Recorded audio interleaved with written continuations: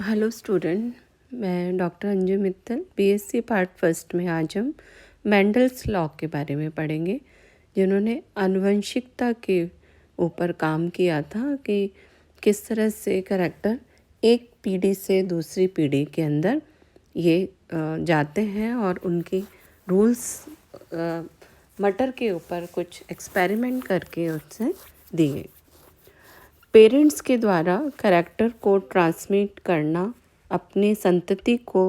Inheritance कहलाता है और हेरिडिटरी और वेरिएशन की स्टडी ये जेनेटिक्स कहलाती है। और ये जो वर्ड है ये वैटसन ने दिया था और इसको ग्रीक वर्ड से लिया है। मेंडल्स को फादर ऑफ जेनेटिक्स कहा क्योंकि इसने कुछ लॉ बनाए और उसको एक्सप्लेन किए।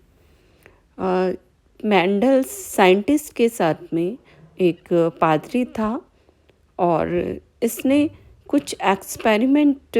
किए जिसमें कुछ कंट्रास्ट करैक्टर पाइसम स्टाइवम पर कंट्रास्ट करैक्टर पर उसने वर्क किया और उसने इसमें 3 लॉ को फॉर्मुलेट किया या बनाया। फर्स्ट लॉ जिसमें लॉ ऑफ डोमिनेंस, किसी भी संतति के अंदर पेयर के अंदर करैक्टर्स प्रेजेंट होते हैं और ये इसमें पेयर के अंदर एक जो करैक्टर डोमिनेंट और एक रिसेसिव, अगर वहाँ पर एक डोमिनेंट और रिसेसिव करैक्टर के रूप में प्रेजेंट है तो वो एक करैक्टर वहाँ पर डोमिनेंट शो होगा और रिसेसिव शो नहीं होगा प्रोजनी में। फॉर एग्जाम्पल, अगर हम इसे स्मॉल प्लांट्स को मटर में उसने एक्सप्लेन किया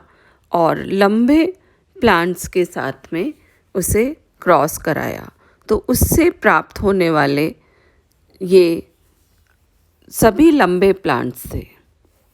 जिसमें यहाँ पर स्मॉल टी ने अपना करैक्टर शो नहीं या वो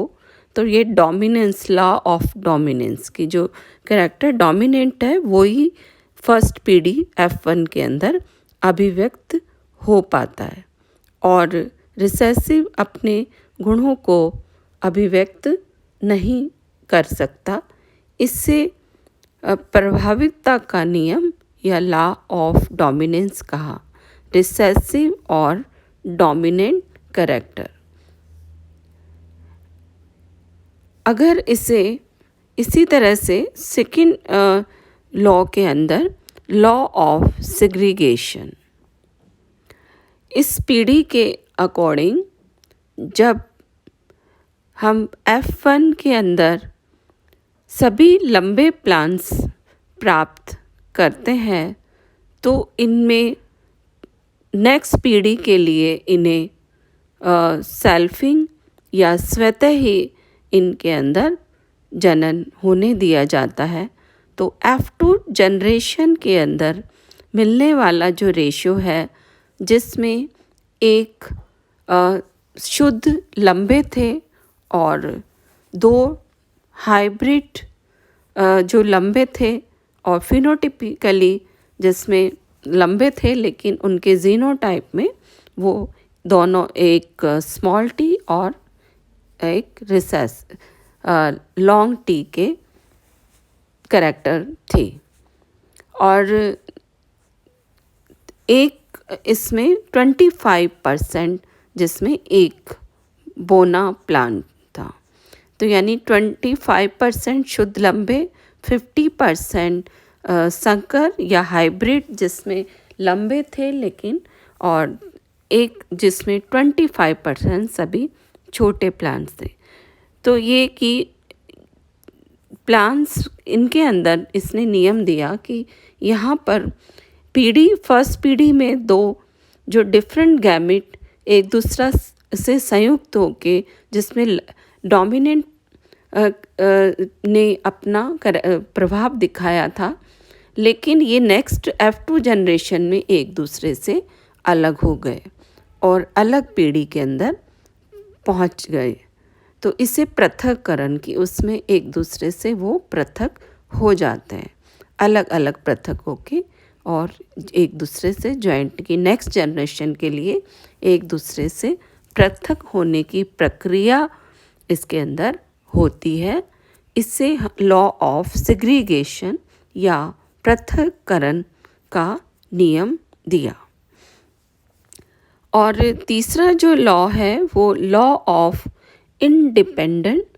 एश्योरमेंट। इसके अकॉर्डिंग जब हम एक कैरेक्टर से ज़्यादा कैरेक्टर को लेते हैं, मान लीजिए प्लांट्स के हमने सीड के स्मूथ एंड रिंकल्ड कैरेक्टर को लिया, और दूसरा हमने कलर के लिए उसके लिए पीले और ग्रीन कलर लिया।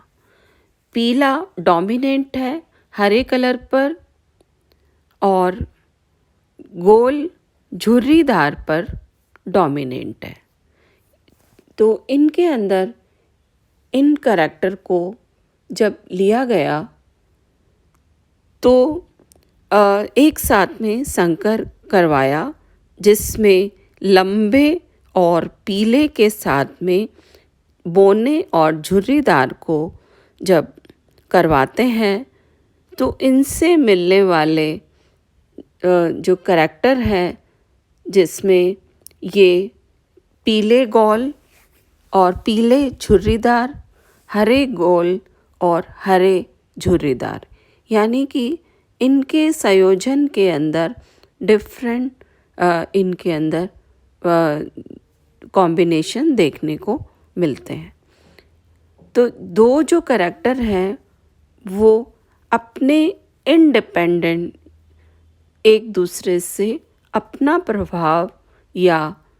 साथ में उनके अंदर एक दूसरे से वो डिपेंडेंट है, इंडिपेंडेंट है, जो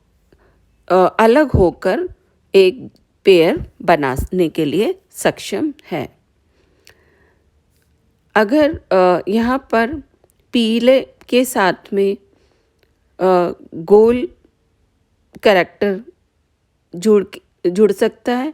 या डोमिनेंट के साथ में यहाँ पर झुर्रीदार जुड़ सकता है, और झुर्रीदार के साथ में यहाँ पर पीला कलर भी जुड़ सकता है। तो यह डिफरेंट संयोजन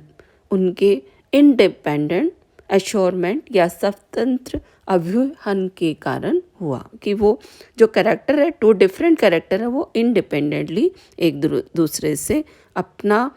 संयोजन या एक दूसरे से संकर बनाने के लिए स्वतंत्र है। तो इस तरह से मेंडल्स ने 3 नियम दिए, जिसमें उस समय क्योंकि आनुवंशिकी के अंदर साइटोलॉजी और क्रोमोसोम के बारे में उनको ज्ञान नहीं था, तो उसने एक कारक के रूप में इसे प्रेजेंट किया, एक फैक्टर के रूप में बताया इसको। और अभी हम प्रेजेंट स्टडी के अंदर जानते हैं कि जो कैरेक्टर को ले जाने के लिए यहाँ पे क्रोमेटिन जीन रिस्पॉन्सिबल है। तो उस समय ये नहीं था, लेकिन उसने ये रूल्स बनाए और इसलिए इसे जेनेटिक्स फादर ऑफ जेनेटिक्स कहा है, क्योंकि ये सारी जो धारणाएं हैं और ये इसको अब आज के जहाँ पर इतनी विज्ञान में सर्च हो चुका है कि जेनेटिक जो है वो एक संतति को तक ले जाने के लिए रिस्पॉन्सिबल है, जबकि उसने एक कारक के रूप में अपने एक्सपेरिमेंट में इसको पहले ही एक्सप्लेन कर दिया था कि जहाँ पर एक लॉ ऑफ डोमिनेंट कि डोमिनेंट यहाँ पर एक कैरेक्टर जो है 2 पेयर्स में ये कैरेक्टर रहते हैं, और इसमें अगर एक डोमिनेंट और एक रिसेसिव है तो डोमिनेंट करेगा इन हेट्रोजाइगस कंडीशन में, और होमोजाइगस है तो वहाँ पर ही रिसेसिव अपना कैरेक्टर को शो कर सकता है।